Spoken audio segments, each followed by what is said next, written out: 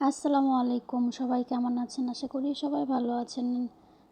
আজকে রান্না করব আইড় মাছ দিয়ে শিম। আশা করি আপনাদেরও ভালো লাগবে। ভালো লাগলে অবশ্যই আমার ভিডিওটা একটা লাইক দিয়ে পুরো ভিডিওটা দেখে নেবেন। প্রথমে আমি এখানে হাফ কেজি শিম নিয়ে নিছি। নিয়ে এরকমভাবে টুকরো করে নিচ্ছি হাফ কেজির মতন। এখানে টমেটো নিয়ে নিচ্ছি 2টা, আলু নিয়ে নিচ্ছি 2টা, এরকম লম্বা সাইজ করে কেটে নিচ্ছি। এখানে আমি 4 পিসের মতন মাছ ভালো করে ধুয়ে নিচ্ছি। অল্প পরিমাণ মরিচের গুঁড়া আর অল্প পরিমাণ হলুদের গুঁড়া, পরিমাণ মতো লবণ দিয়ে আমি এটা মাখিয়ে নিব।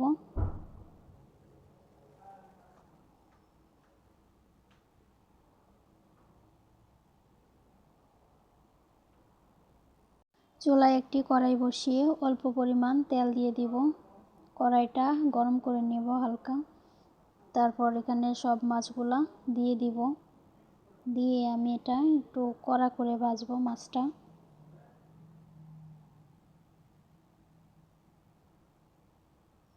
প্রায় 3-4 মিনিটের মতন মাছটা ভেজে নিছি। আরেকটা কড়াই বসিয়ে দিলাম, অল্প পরিমাণ তেল দিয়ে দিছি। দিয়ে 3-4টা পেঁয়াজ কুচি দিয়ে দিছি এখানে।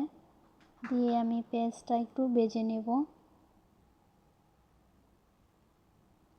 পেঁয়াজটা হালকা ভেজে নিছি। এখানে অল্প পরিমাণ পানি দিয়ে দিছি, কারণ পেঁয়াজটা পুড়ে যেতেছিল।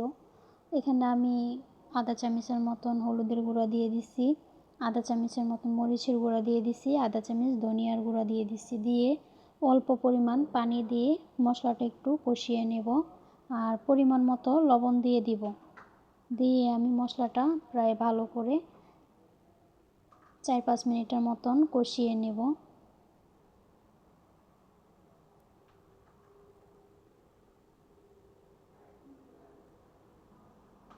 আর মরিচের পরিমাণটা আপনারা বাড়িয়ে কমিয়ে দিতে পারেন। আপনারা ঝাল বেশি খেলে বেশি, কম খেলে কম।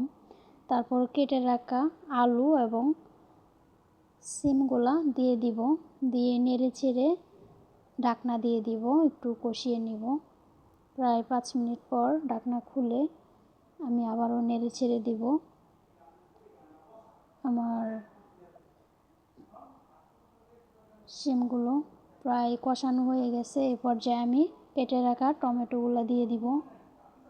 টমেটোগুলো আমি 1-2 মিনিটের মতন ভালো করে মশলার সাথে কষিয়ে নিব। কষিয়ে আমি প্রায় আধা মগের মতন পানি দিয়ে দিব।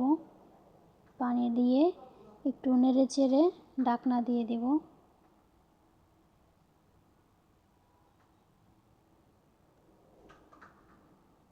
আবারও ঢাকনা খুলে প্রায় 7-8 মিনিট পর ঢাকনা খুলে আবারও নেড়ে চেড়ে দেব একটু। এর মধ্যেই আমার সবজিগুলা প্রায় সিদ্ধ হয়ে গেছে। আমি এখানে ভেজে রাখা মাছগুলা দিয়ে দিব।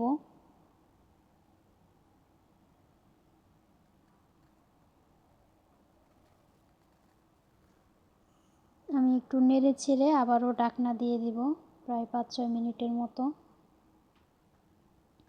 5-6 মিনিট পর ঢাকনা খুলে আবারও নেড়ে ছেড়ে দিব।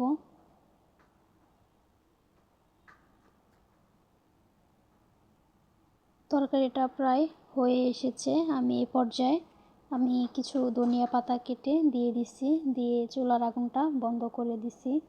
দেখুন পরিবেশ করে দেখাচ্ছি।